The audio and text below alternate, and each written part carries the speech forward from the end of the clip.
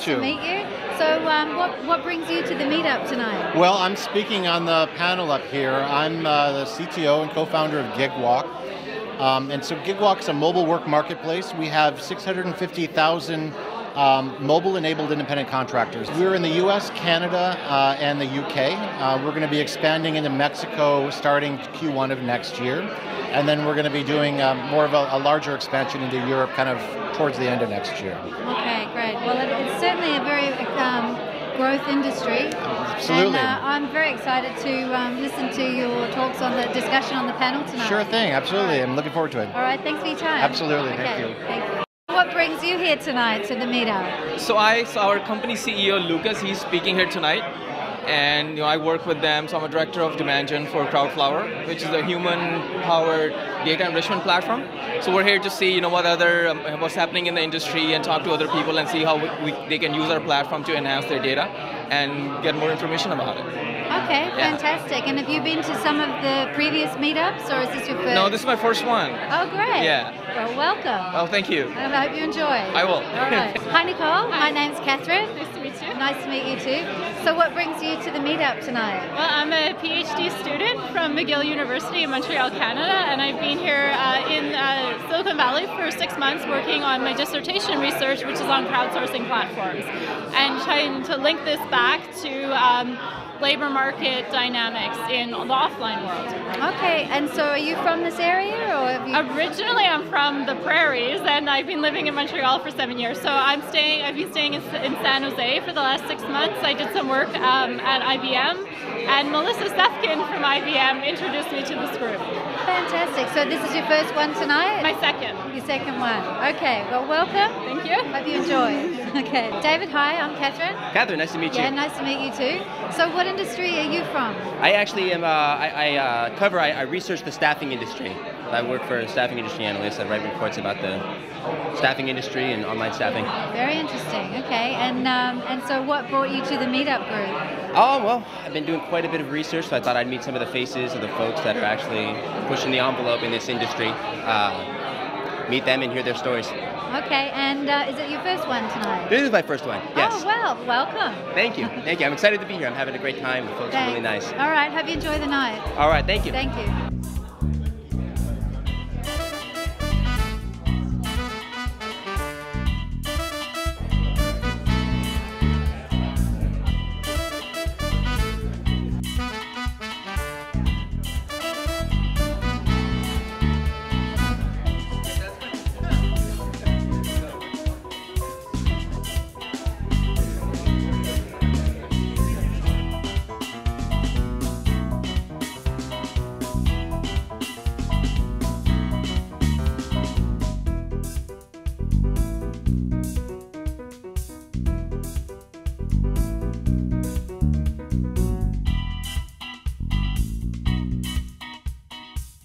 Welcome everyone to the Online Staffing and Human Cloud Platforms Meetup Group.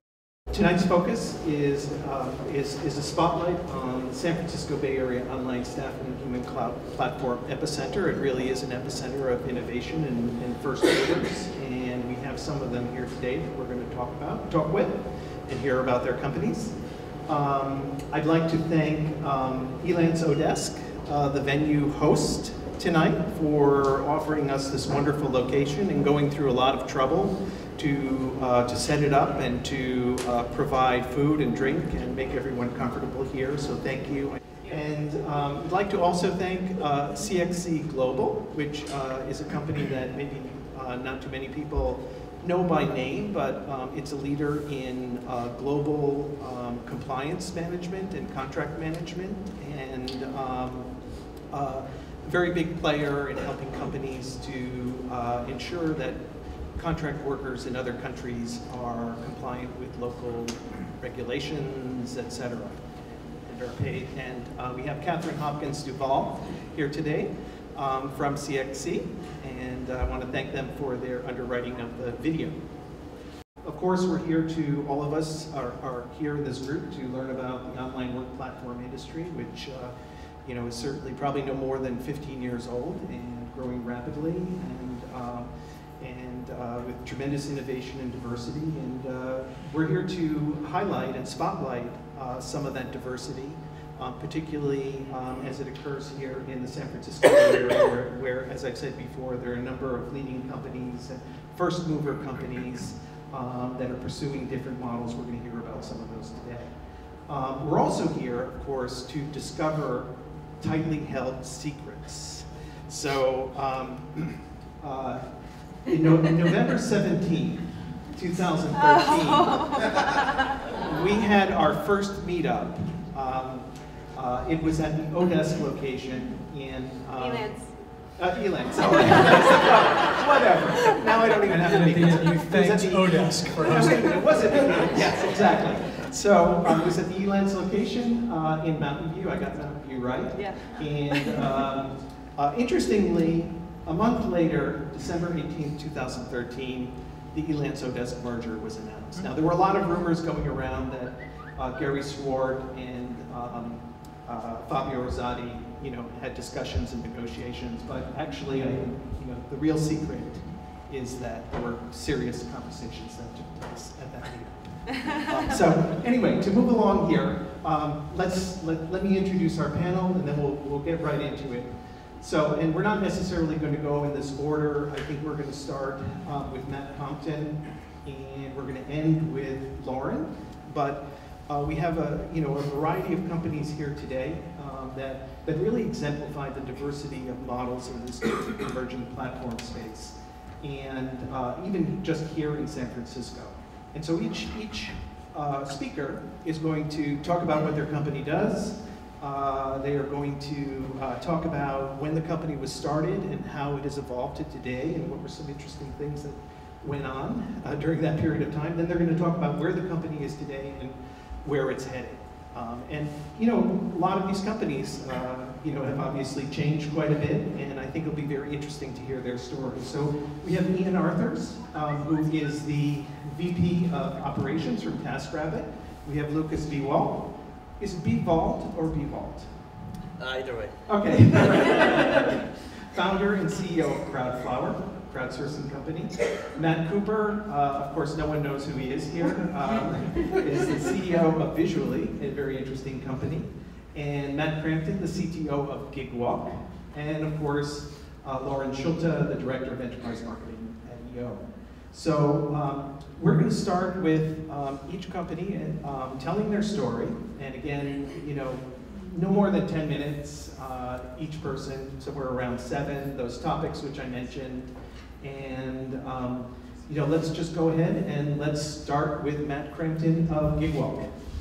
Hi, I'm Matt Crampton. Gigwalk. We started Gigwalk back in 2010. Gigwalk, by the way, so we're a mobile work marketplace for geo-specific tasks. So the way it works is companies that need small pieces of work done will come into our system and post what we call a gig or many gigs. A gig might be something like, I need someone to go to every 7-Eleven in the country to figure out whether my display has been set up correctly on the windows or something like that. And then we have 650,000 what we call gig walkers, are all these people that have our iPhone or Android app installed. And then we use that app to go and match that person to work that's in their area. They go travel out to whatever the location is where the work needs to be performed. They'll perform that work, and that work might be taking photographs of something, answering survey questions, or maybe they're rearranging something on a shelf, something like that. And then when they get paid, when they complete the work, they get paid through PayPal. And so, when we got started, I was at Yahoo at the time with my 2 co-founders. We were working on a lot of different stuff, but we were involved a bunch with Yahoo Local Search.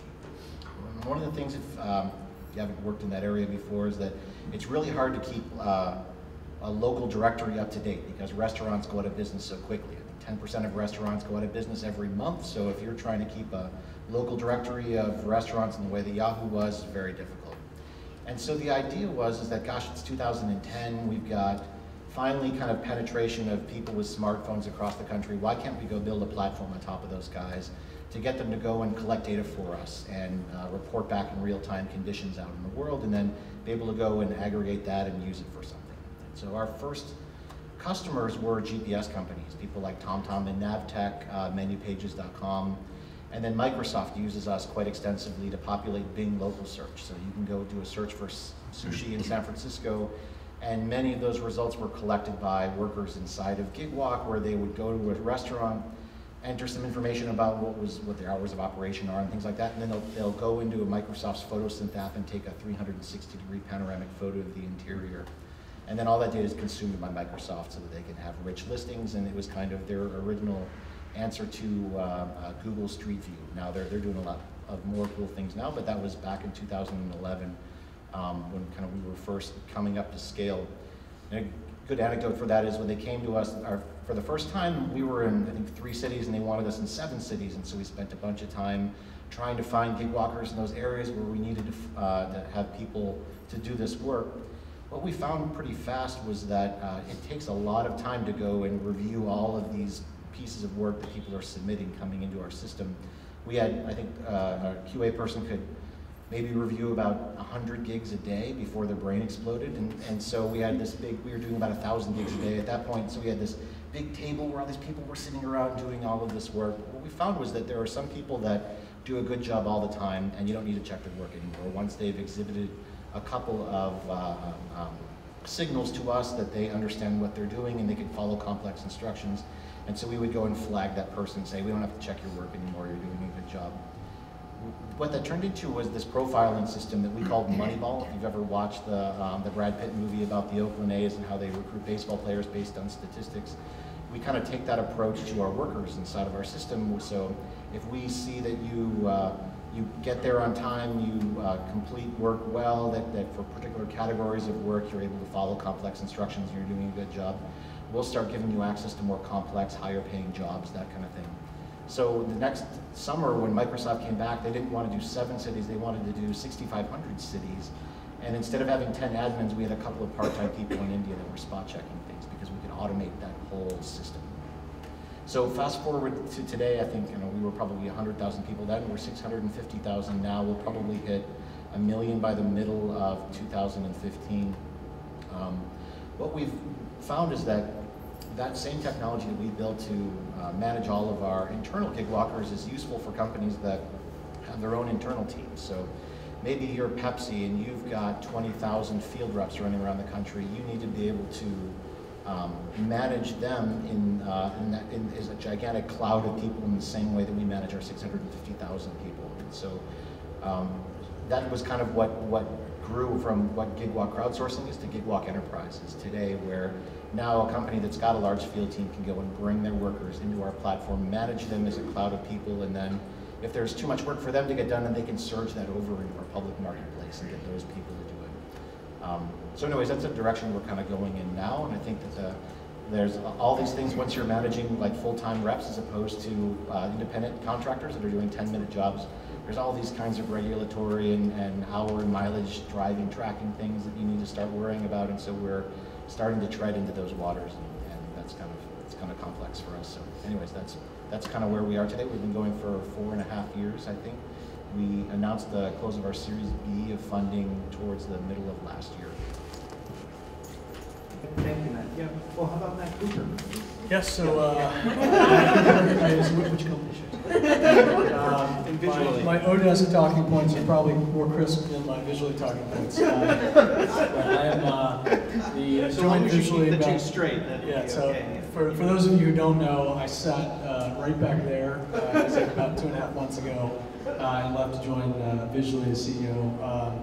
So Visually is a on-demand creative services platform. So we are heavily focused on specific types of content to drive content marketing, marketing in general. Our history, we started out as an infographics company. We now do video, we do interactives, we do ebooks, white papers, presentations. When was this started? 3 years ago.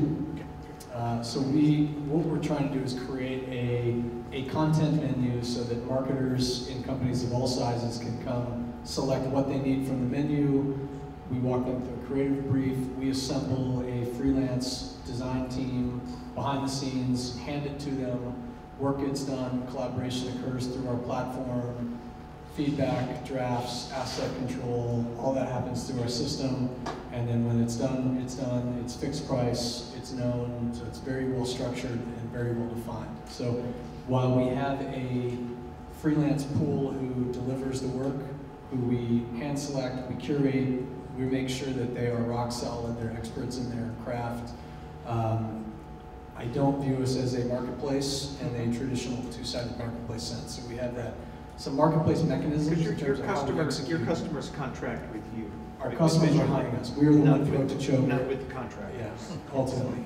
Similar to Gigwalk.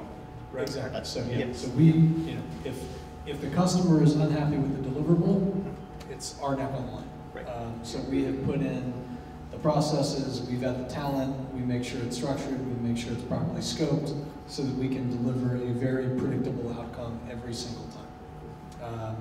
So the history of the company, it was actually founded by 4 guys who worked for Mint, and the Mint Life blog at the time was one of the sort of early big wins in content marketing.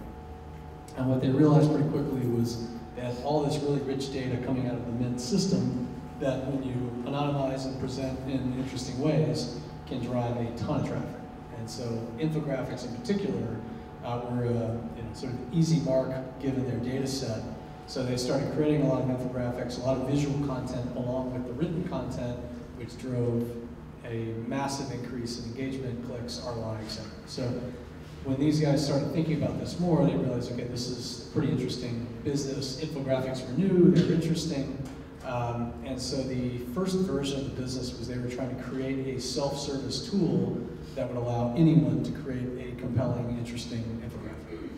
And what they realized was trying to automate that process was really, really difficult, and they always had to have a human take it the last mile.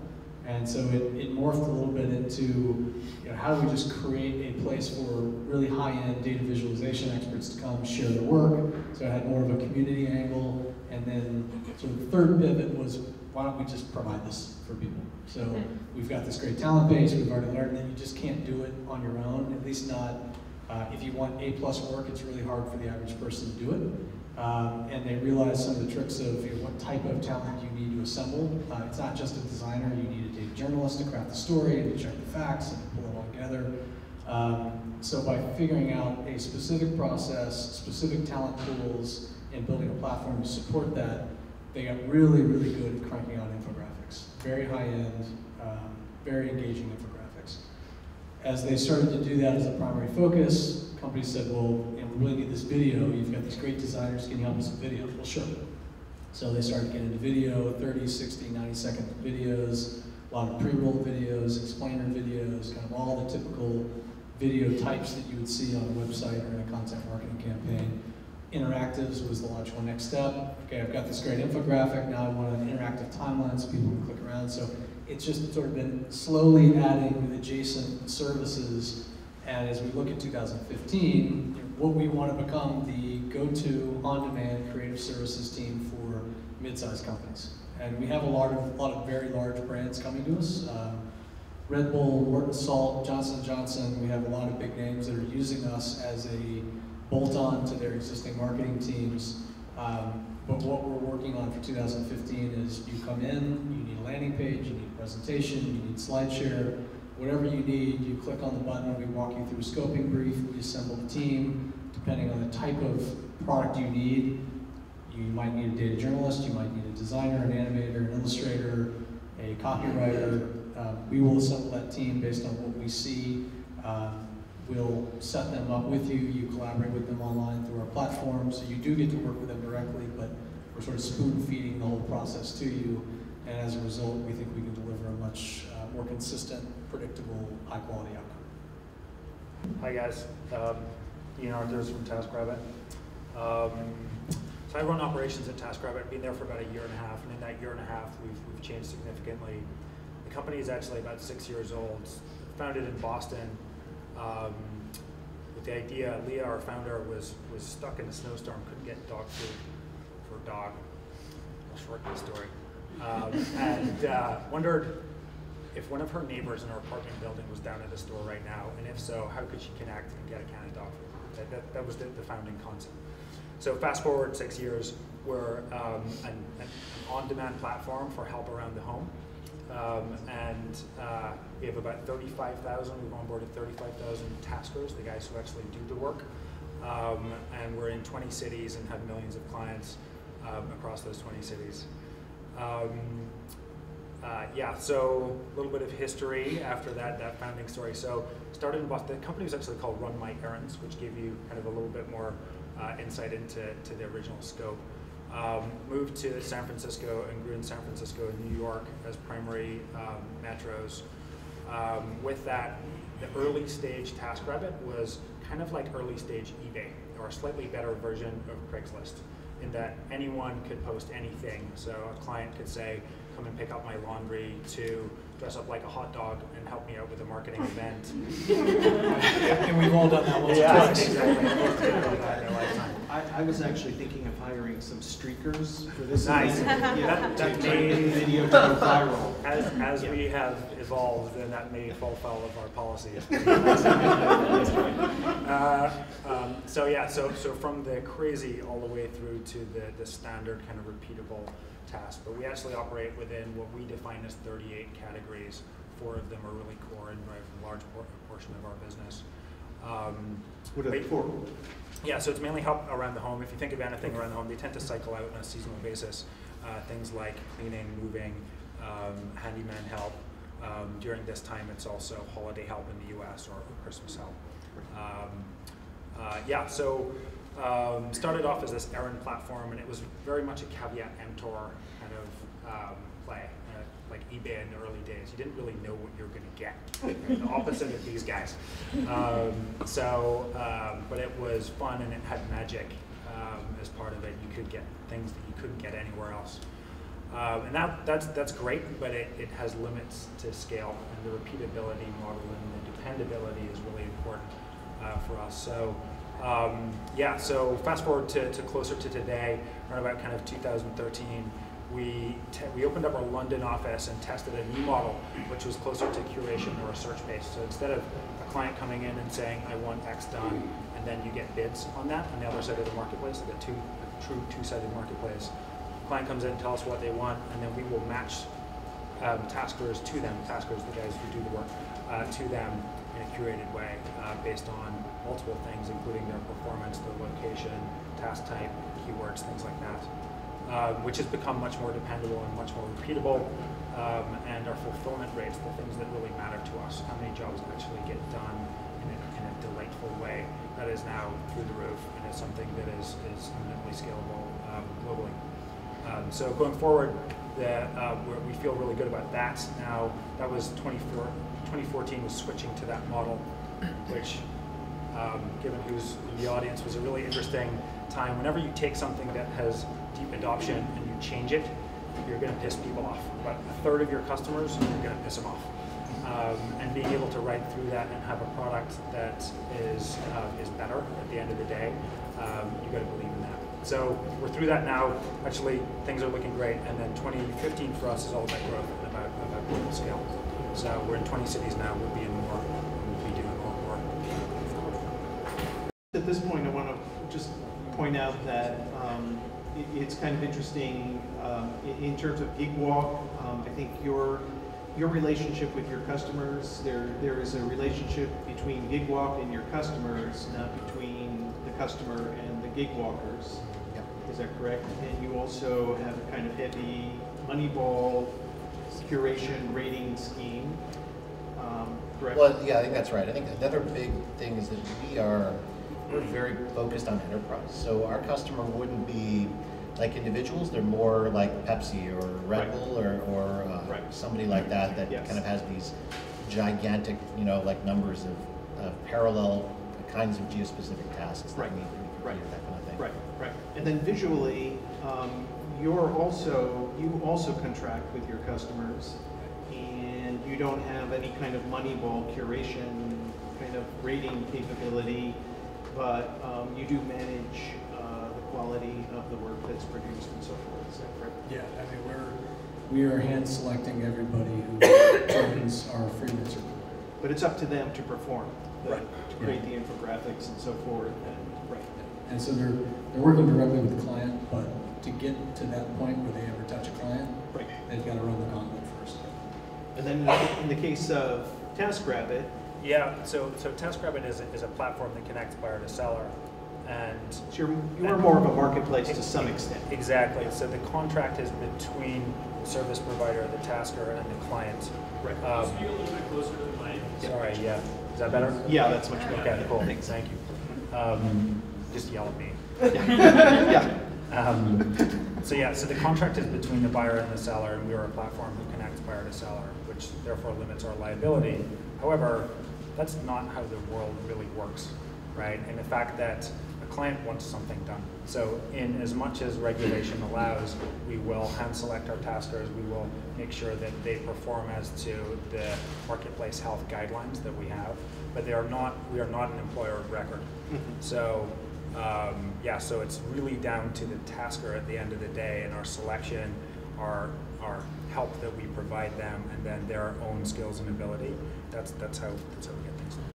Lucas, from CrowdFlower, and now we have, yet another kind of platform business that is neither a marketplace, and in some ways it's a service company, but, please tell us all about what it is and where it's been and where it's going. So we think of ourselves as a platform that enriches data using people. So I started CrowdFlower because it was the tool that I always wanted. So I was working as a data scientist at Yahoo, actually, and I was working on search, and I was thinking, it's really hard to figure out how our search is doing. Is it, which queries is it better than Google? Which queries is it worse? And we were working with various companies to find people to evaluate that, and I was thinking, it would be actually better if we could just post this online and get lots of people to weigh in on, if I put in this query, am I getting back good search results? And so the business was started on that premise of we want to help companies collect data or enrich data using our workforce. And so we've been around since 2009.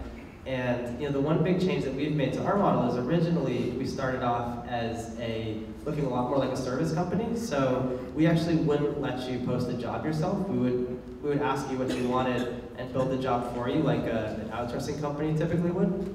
And about 2.5 years ago, really from push from our customers who kind of didn't like that middleman, having to explain it to someone that would then explain it to the workforce, we switched our model to be a platform where anyone can come in and create a task and get back results.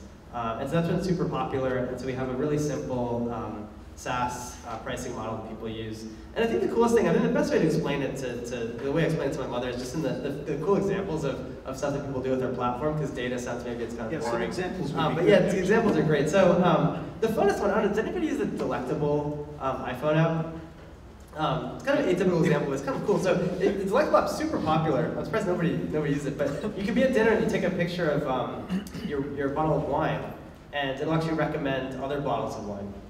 So a simple idea, and it turned out that it was hard for them. They thought, okay, I have a system that can kind of translate the funny text in a wine bottle into the name of the wine. And it turns out in a lot of cases, it's hard to do. It's hard for computers to read all the funny fonts and the weird names that wines have. And so, plus it's always blurry. It's always blurry. Yeah, the pictures are bad. And then there's that statement of caution. And, yeah. So yeah, so you might not know, you might not realize if you use this, they send it to us, and and then we actually have people somewhere in the world actually transcribing on the labels. And it happens like, I don't know exactly the number, but tens of thousands of times a day or more. Kind of other ones, I guess less fun but really meaningful. So we work with a lot of companies to help them clean up their CRM in real time. So this is like near and dear to my heart as a CEO of an enterprise software company. When someone comes in, they fill out the web form, and you get the name of their company. It's often hard to assign it to the right salesperson. So it's surprisingly difficult to do that. And so a lot of our customers, Autodesk, for example, is the case that we have on our website, where if you go to Autodesk right now and you fill out a form to get a white paper, we'll actually have somebody kind of look you up and try to figure out your company and categorize the company, and that information gets put directly into their CRM, so they can have a salesperson reach out, and they can route it to the person in the right category of business. And that'll happen within 20, 30 minutes with someone somewhere in the world. And we work a lot in finance, kind of wherever there's data. What we've been noticing is, people store all this data. It's so cheap to store tons and tons of data, but people don't worry so much about cleaning it up until they actually have to use it. And so we work a lot with financial companies that have big databases of private businesses where they want to figure out, okay, who's the CEO, what are his interests, and we work with a lot of retail companies like Home Depot uses us to clean up their catalog, and they might want to find out what should we put on sale for a Christmas special, like how much of this stuff is actually related to Christmas, so that we can have a special category on our website that says these are Christmas stuff. So kind of all kinds of interesting data stuff, and the cool thing is our customers can do it themselves, and they really appreciate that. So if a PM has an idea of a new kind of analysis they want to do or a new product they want to make, they can actually go on and create a little job, and people swarm it and enrich that data. Now, are the contributors? I think you could call them contributors, right? Yeah. Are they just anyone, or are they somehow vetted in some way, or are there special groups of contributors that are more vetted than others? Yeah, so we have two things. So we do two things. So we have levels and skills. So levels is the amount of trust that we have with someone. So that's kind of our own Moneyball style algorithm, where maybe it's simpler. We kind of look at how long they've been in the system and how good their work has been. And so we have levels of trust. So you can target everyone, or you can target just the most trusted people that have been with us for years. And then we also have skills. So if you want to target someone that has taken a test about fashion or finance or electronics, you can target it that way too. And so I think the coolest thing about CrowdFlower is just the scope, because we make it really easy for people to sign up. I mean, you can't access all the jobs, but we have really big scope. So we actually have over 5 million people that have been paid through our system, and that's growing all the time. Of course, kind of our diehard fans are a lot smaller than that, but sure. Yeah. So that's the future in terms of continuing to process data and. I really think so. I think as people, I think it's become so cheap to store. I mean, I think the funniest thing is, so we work with a satellite company, right? It's amazing. Like they put all these satellites in space, and they take pictures of all this stuff, right? And I thought, you must have algorithms that can figure out how many cars are in a parking lot in your photo. If you can put hundreds of satellites in the sky and cameras on them, right? Surely you can figure out what's in those photos, right? But it's actually, they have some of the most advanced researchers in the world, and they can't figure out how many cars in a parking lot. They actually use people for that. So well, we're still looking for the Malaysian airlines. Yeah. Okay. Well, Lauren, please. Ekance-oDesk. Yes. If you're sitting in our audience, help me. I'll save you. I'll save you, Andrew. Yeah. If you're sitting in our audience, I hope that you've heard of us. But Ekance-oDesk, our vision is to create a workplace for the world, and we actually have the largest online work marketplace, where individuals and businesses come together to connect and to get work done online. So today we have about 9 million freelancers and close to 3 million businesses that log onto our platform to post jobs and work with one another. And so something that's a little bit different than us and the other platforms is we're really looking to remove hiring friction in the labor market, right? So we really view the future as being a lot more fluid in terms of the relationships between businesses who are looking to get work done and individuals who are looking for work. Interestingly, a little bit about our history. I know we're two different companies originally. Ekance was founded in 1999 as a vendor management system provider, and that software was actually sold off to IBM. And then in 2006, we relaunched the company to the iteration that it is today. So the vision was to create a marketplace for freelancers and for businesses to get work done online. oDesk was founded in 2005, also as an online work marketplace. I think something that's pretty interesting that coincidentally happened late in 2013 was we both launched an enterprise product on the same day. I'm not sure how that Coincidentally. We were ready for a merger before we even knew that we were ready for a merger. No, but it was a really significant step, I think, for both companies to really put a stake in the ground and say that we're going after the mid-market and enterprise. And then, of course, the next major event was in April of this year. We announced and closed on our merger. And then we now consider that as our Series A because the newly combined company is a newly merged company. It's a new entity. And last week we announced our Series B, which is led by Benchmark Capital for $30 million. So really excited about that and the innovation that will be able to happen as a result of those funds. Where's that going to take you? Where's that going to take us? So a big focus for us right now is in our enterprise division, and that's the fastest growing part of our company. We have a product called Private Talent Cloud, and Private Talent Cloud creates a private network of a company's entire extended workforce. So all of your existing freelancers, contractors, consultants can all be visible to anyone within your company network in an online place the same way that you would manage a social network, for example. You can also use our marketplace to go and source new talent if you're looking for a specialized skill set that perhaps you don't currently have access to. The platform allows you to manage, onboard, and pay freelancers the same way that our public marketplaces do. But we have a lot of additional controls, and we sell additional services that help with recruiting, compliance, worker classification, and we do act as the employer of record in certain cases if clients want that. Something that's been really interesting for us, you know, we think of ourselves a lot like Salesforce in the early days. And in the early days, Salesforce wasn't going after the Oracles and the Autodesks and the Coca-Colas of the world, right? Salesforce was going after a lot of mid-market and smaller companies that were really underserved. And the smaller companies were a lot more willing to try something new and test out something in the cloud. And as we see more and more talent move into the cloud, the way that we've seen software move into the cloud, the way that we've seen e-commerce spring up, the way that we've seen all sorts of different industries move into the cloud, you know, entrepreneurs and startups were really eager to be the first ones to grab onto this innovation and to test it out.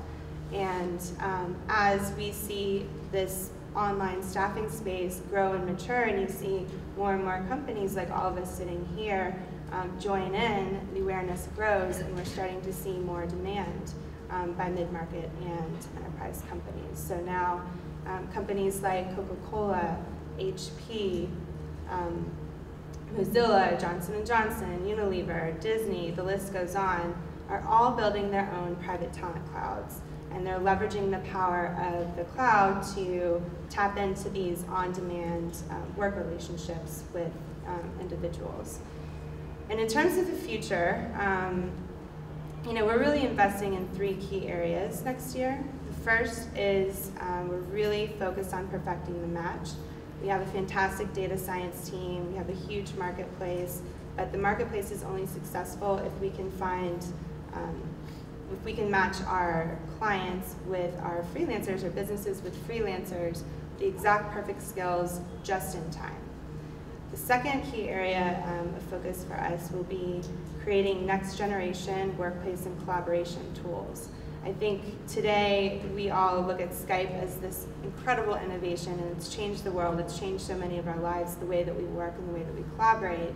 But I really think that, you know, 3 to 5 years from now, Skype might not be the most innovative thing in the world. And so you'll see a lot of really interesting tools that we're creating to make our marketplace a lot more sticky and a lot more engaging for businesses and for our freelancers. And the third area we're investing in is really around client education. So managing an online workforce, a remote workforce, hiring someone on demand, writing that creative brief. These are skills that are new skills for a lot of people, and once we perfect the match, and that happens, we have these great collaboration tools in place so that people can communicate. Now we're going to be equipping our customers with lots of content and information to be able to be more effective in that new workplace for the world. Fantastic. No, that's great. You know, if any of you speakers have anything that you want to say or ask about, you know, some of the other companies, that's certainly fair game at this point in time. And we could certainly start there. Matt? One thing Lucas mentioned that I think is interesting, and it applies to Visually as well, is like so we are in the process of cleaning up a bunch of Salesforce data. And because I worked at Odesk and I know how to build the teams, and I know how to assemble it, and I know how to put the process together and get the right people in the right place doing the right things, we're doing it ourselves.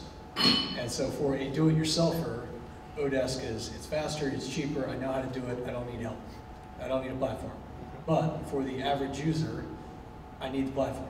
I need somebody to structure it, I need somebody to process it for me, I need somebody to show me the paint-by-numbers version of getting to a Picasso. And that's what we're doing for the creative work, that's what Lucas is doing for data management. If you know how to do it yourself, you can go direct to Odesk, get the talent you need, off your run, make sure you're they off do it and running. correctly. So And, there's that layer, I think all of us, there's only going to be one Odesk. They have sucked the oxygen out of the room for any other horizontal do-it-yourself marketplace. Like there's just freelancers. I can say this now without Gillette giving me dirty looks around. This is not on our messaging. I just wanted to let you know. Usually Shoshana. Where's Shoshana? I just wanted to let you know I do have Matt Berry tapping. He's around the corner. And he may. No, I think I'm just talking the horizontal marketplace. We may disagree, but when you look at eBay, who's the number 2 eBay? Yeah. I don't know. Yeah. So is it going to be a winner take all? So there's going to be a winner take all horizontal marketplace. Yeah. I think what you're seeing here is there are vertical applications, there are managed service applications for people who either haven't figured out how to do it themselves, they haven't gone through the education piece yet. Yep. Or it is very specialized and it's just hard to curate the same type of skills in a very horizontal, broad marketplace. Right. No, that's a very good point, the specialization and verticalization. It would help to give the crowd a microphone. As a customer, I was one of the despised 30% who loved the previous incarnation. So here's my question for you, because I actually use it quite a bit.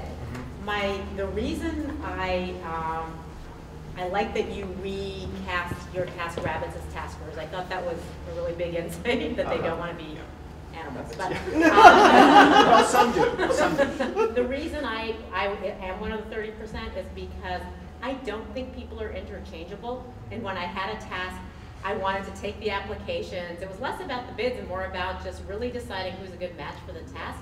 And I don't yet fully believe that you know better than me who I want to choose.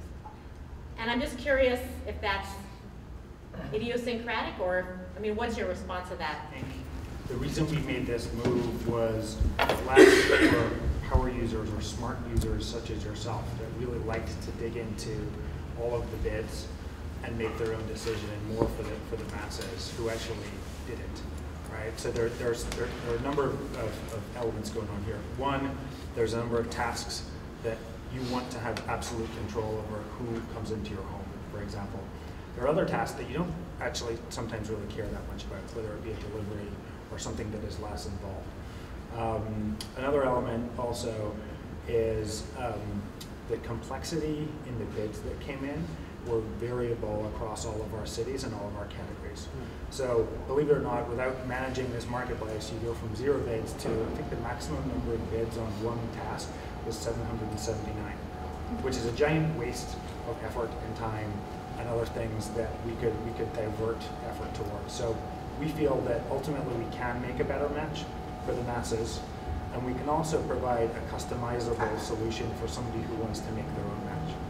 So currently, instead of giving you one person that will do it for you, we give you an option of up to essentially 12, and you can go deeper if you want. So the idea is that you can still get it, but it's unfamiliar right now because you're used to the bidding system. So our new clients that have come on board really appreciate that because it can be faster for them. Taskers actually, more importantly, really appreciate it as well because we are providing the best. Those who do really well, they get more opportunities. Those that do less well will be managed out. So it's actually better for both sides of the marketplace. So it kind of hits upon this Matt Cooper's statement about you need a managed level, and perhaps for certain kinds of complex tasks you do need a managed level, but if they're uniform, maybe you need less of that, and the quality assurance is more important. I'm not sure, but it's quite interesting. I'll just add one thing. This decision was not taken lightly. This was years of looking at data and our experience about how we can provide a platform that is reliable, and that if you come in and you want something done, there are certain users who get that all of the time. There are certain users who don't, and we want to create a reliable, repeatable platform. That was really the point of the decision. Any questions? Or? Coming from the creative industry myself, I'm just curious, knowing that an integrated process requires a project manager, and you said that it's very much so a curated process where somebody is very much so overseeing that. So do you also resource project managers, or they come from within the employee base in your company?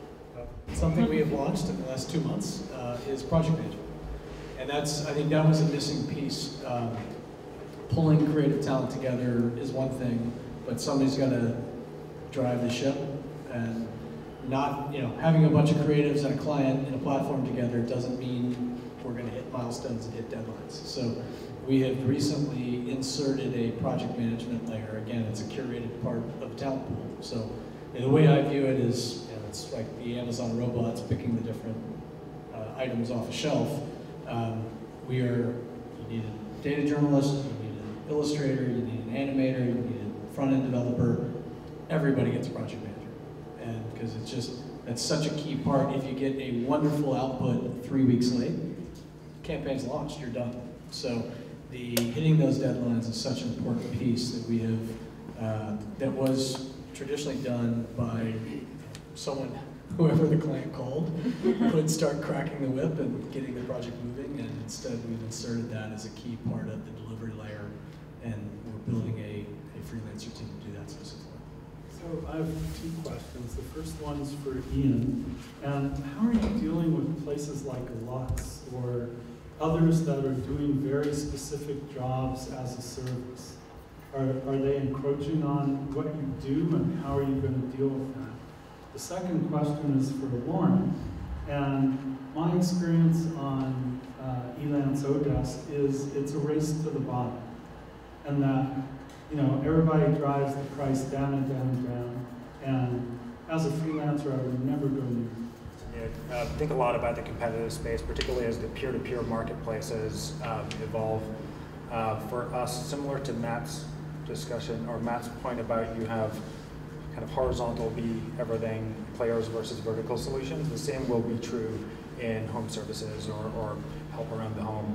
If you want commoditized outputs, like cleaning your home, there are services for that.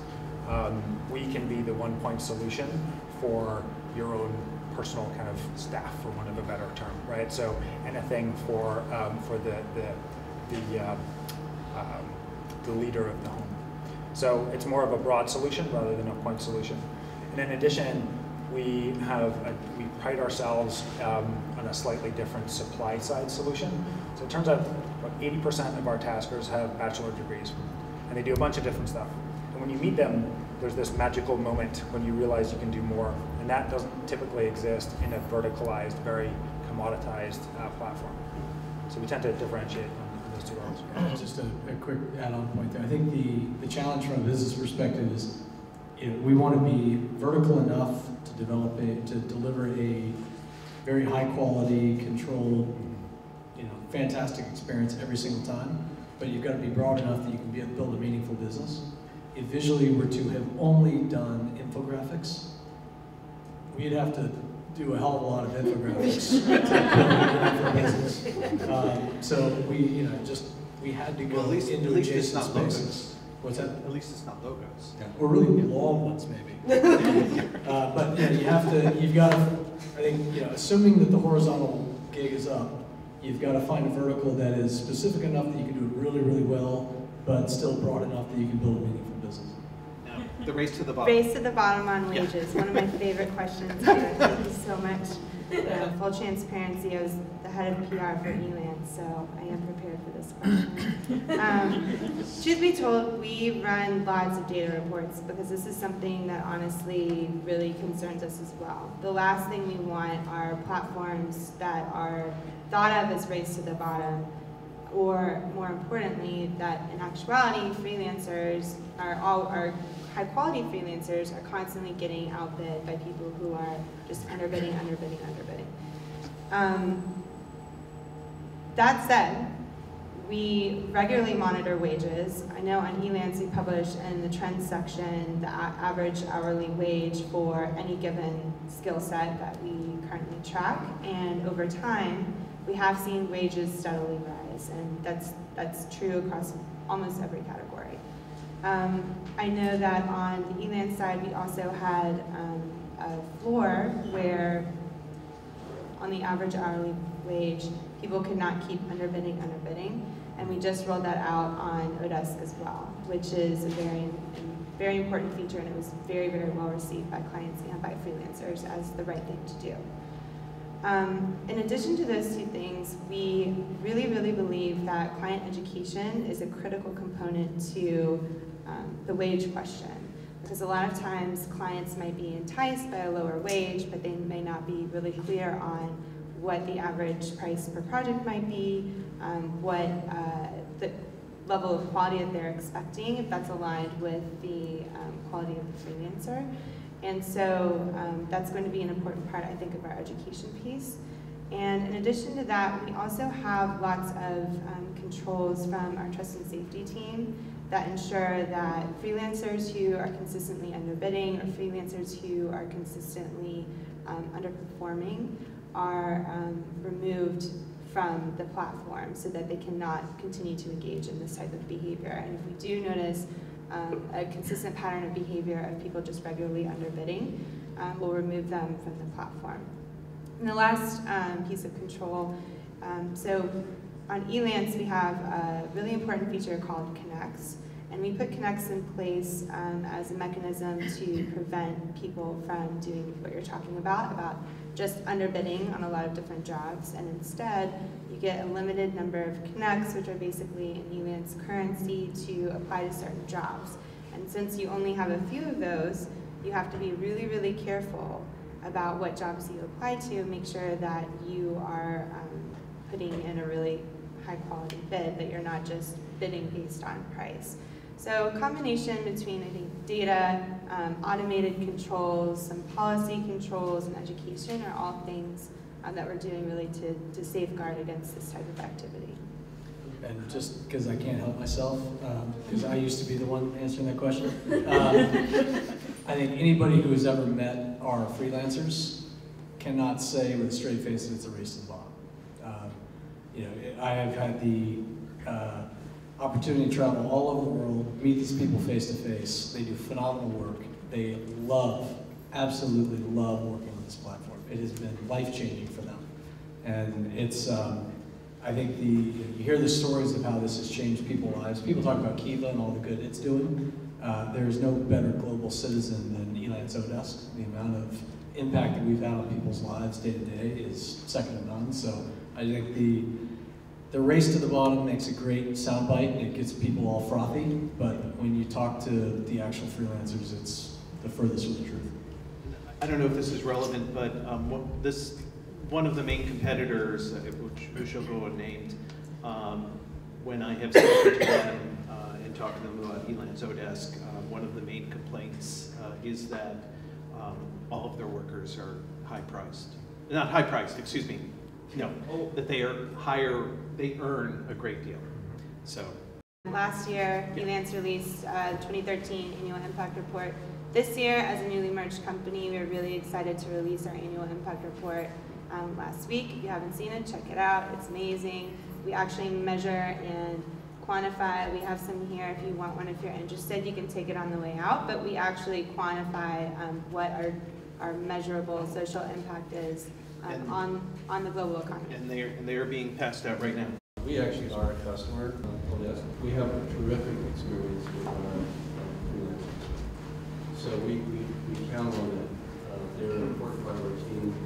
I think one of the things that wasn't said so far is that you build a relationship just like you do any other relationship.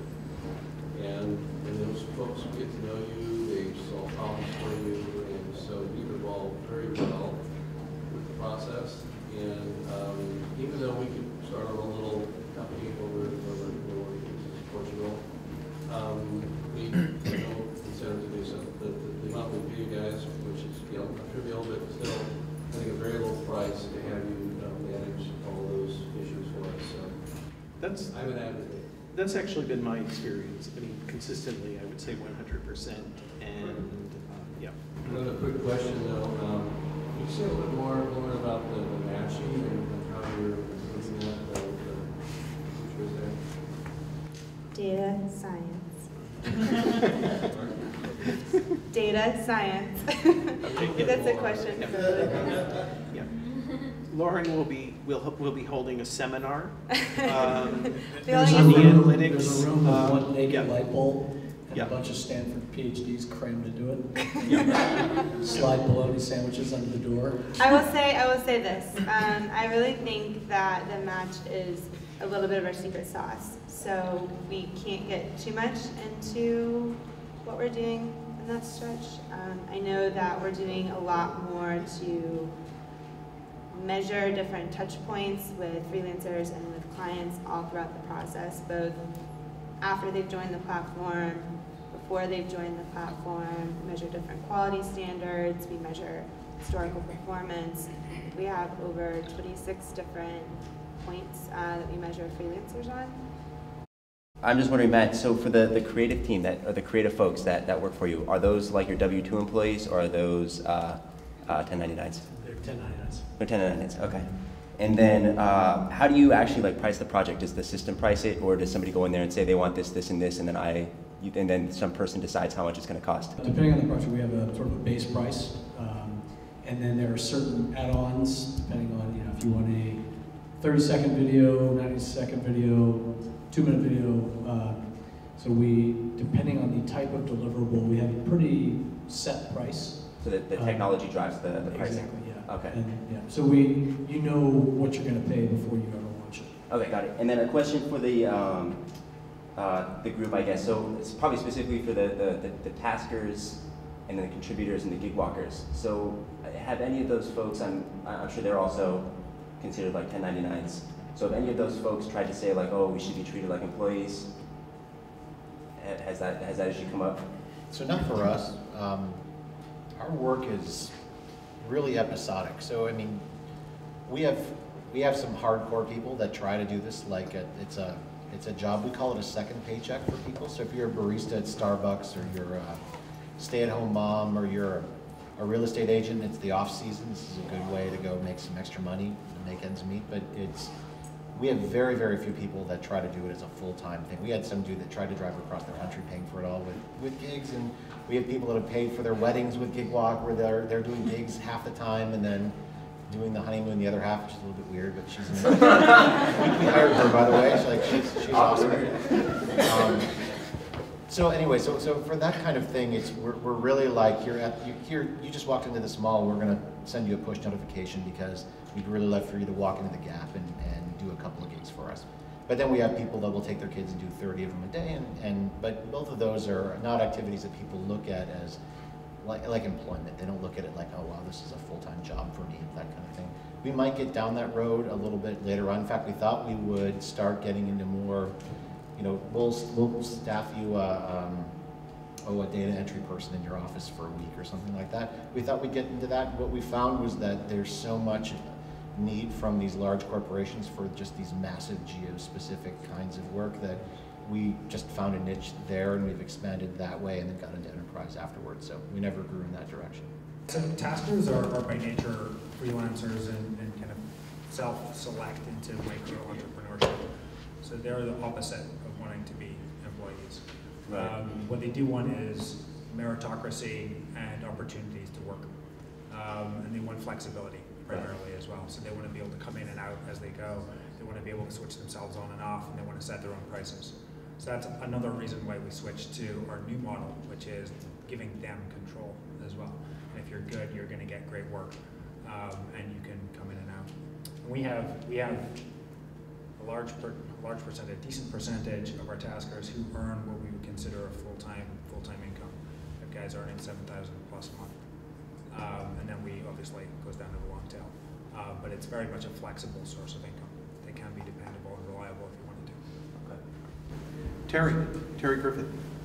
Thank you. I teach an organizational design course, and so I'm out there trying to help people understand their options. And what I'm finding interesting is that some of have given more control to the people who are making use of the services. Others have found it necessary to kind of take more control back in terms of providing support. And then Ekance-oDesk is taking an interesting route in terms of saying, well, we're not going to change the control structure, but we're going to teach you, the customer, how to do a better job of that. And I can't wait to follow up on that one. And visually, it seems you sort of started with the idea that you're going to provide support in this particular vertical. Am I assessing the storylines correctly? And I guess with Gigwalk, I didn't hear that you've made a shift in one direction or another. So maybe that's my one question. So that's a good question. I think so. For us, I think we got into this originally where we would just let people go and create whatever projects they wanted. We had a few kind of sketchy incidences around that where somebody posted something that was a little bit weird, but by and large it was fine. We had somebody who posted a job for people to go and take pictures of playgrounds at public schools in New York. And we caught that because we review everything before it goes live. We're like, wow, what is that? And as it turns out, it was a mommy blogger that was doing stories about all of these students. So, and she's like, wow, I'm glad you guys called, because now that you mention it, it does sound kind of a weird thing. But what we got past that a little bit, when you're working with somebody like Pepsi or Red Bull, that they've got a calendar of, like, here are the weekends that will make or break us, and here are the things that we absolutely need to know on those weekends, and it's usually very, very specific. And so we have an account manager that will work with those guys, and they'll be scheduling, like, months in advance. Okay, here's the weekend where all this crazy stuff's going to happen.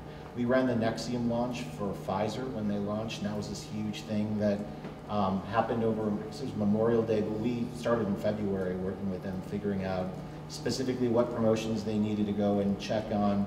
And then in flight that weekend, we found where there were problems where the drug wasn't priced correctly at a particular chain, and then they're exporting reports and going and talking to executives back and forth. So it's all, the self-service part of that is very limited. Mostly it's consulting groups, Bain, McKinsey, those kind of guys that use us in that way, because their stuff is just super episodic.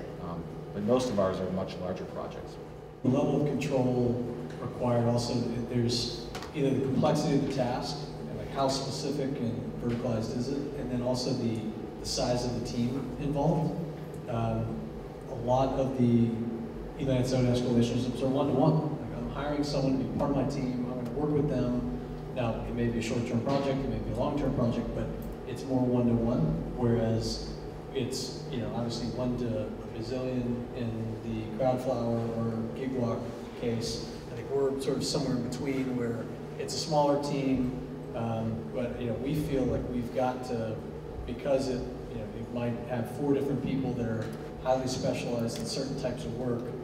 I just feel much more confident that we know how to do it because we do it every day, versus trying to educate a customer to do what we do every day. So I think that's, once the team starts to scale, it gets geometrically more complex to manage, and that's where having a middleman and an additional layer adds a lot of value. So, can you hear me? Yeah. So I think that CrowdFlower has kind of an interesting take on this, where we're in a pretty specific vertical of data. So we have a pretty strong point of view over the years of how we want customers to post tasks in our system so that the experience for the contributor is transparent and fair.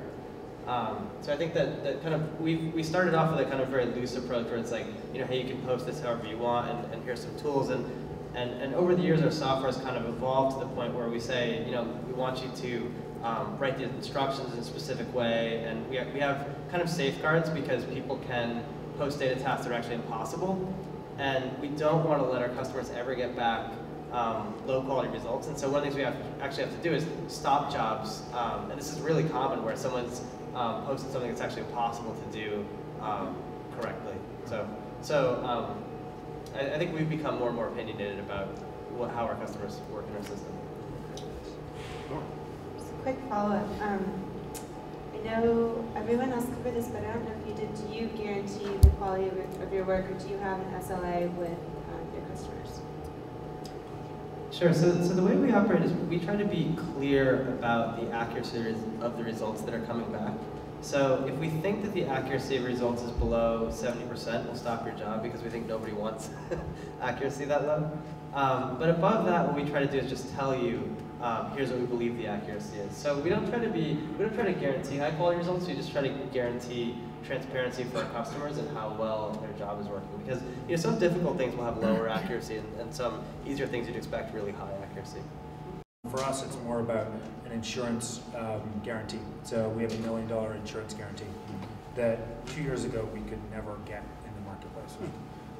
2 years ago, who would insure a peer-to-peer marketplace for home help, right? And now with the data that we have that shows how many things actually go wrong, which is not that many at all, and people are inherently good, we can build a $1 million insurance guarantee.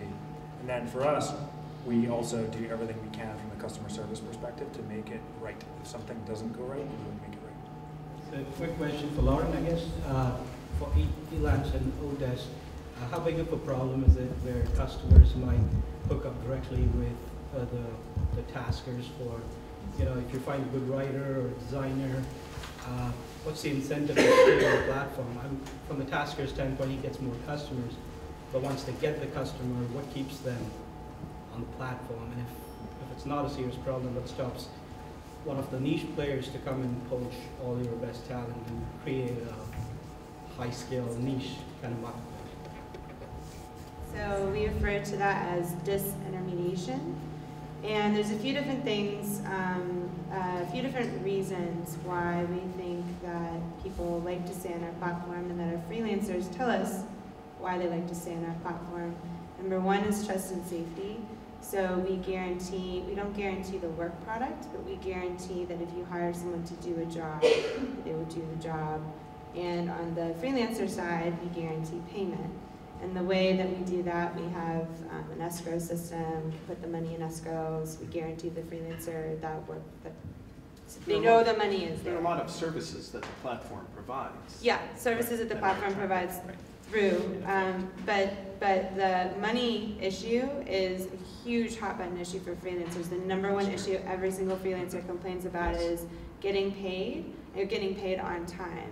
Especially if you work with an enterprise and you're locked up in a vendor management system, sometimes it can take 120 days to get paid, and if you're servicing multiple enterprise clients, it's not really, and you don't have a huge chunk of change, sometimes like all of your life's work is tied up there. The other thing that is absolutely critical for us is making sure that the marketplace is sticky, and by that I mean really creating those next generation workplace and collaboration tools that I was talking about. So the next X, and you'll see us unveil a lot of those things next year that we really believe make the platform not only really effective at getting work done and communicating, but frankly really fun and kind of cool, because these are tools that they can't get anywhere else. But no gamification yet. No gamification yet. And of course, the steady flow of work, right? If you're a marketplace the size that we are, there's going to be a lot of work just by reaching economies of scale. Good. I would like to thank everyone for being here this evening, particularly our speakers who have come over here this evening and done a wonderful job representing their businesses and really presenting kind of their businesses as diverse platforms that they're all platforms, but they're all doing different things in different ways. And so, great job, and let's give a... Thank you everyone for coming tonight, and it's been a great event. Thank you.